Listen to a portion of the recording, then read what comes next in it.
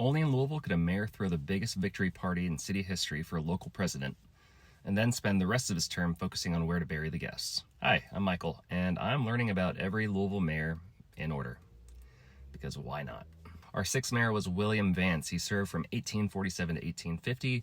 Vance was a sharp Whig attorney who spent years in the state legislature before taking the big seat at City Hall. By 1847, Louisville was a boomtown on the verge of a crisis. The population was exploding towards 40,000 people, and river trade was at an all-time high, but the growth came with a body count. Vance's term was defined by the 1849 cholera epidemic.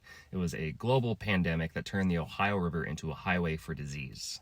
And while Vance was trying to keep the economy moving, he was also managing a city in a total health panic. This is likely why his biggest legacy is about the dead. Now, if you remember a recent video, I talked about how Mayor Kay was the one who scouted the land and started the investigation for a new cemetery. But Vance was the one who actually closed the deal. In 1848, Vance signed the paperwork to officially convey the land and get Cave Hill Cemetery off the ground. But Vance wasn't all gloom. He was the ultimate political hype man. In 1849, his fellow Kentuckian and war hero Zachary Taylor won the presidency.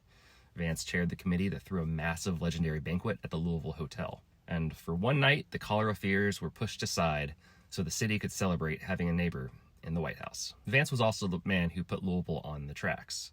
He pushed the city to invest a massive $1 million into the Louisville and Frankfort Railroad. It officially opened in 1850, and this was the exact moment in time that Louisville joined the race to become a modern rail hub, in addition to a river town. And like most of the city's elite back then, Vance was a slaveholder. After his term ended in 1850, he moved to Western Kentucky, served as a postmaster, and was eventually known as Judge Vance.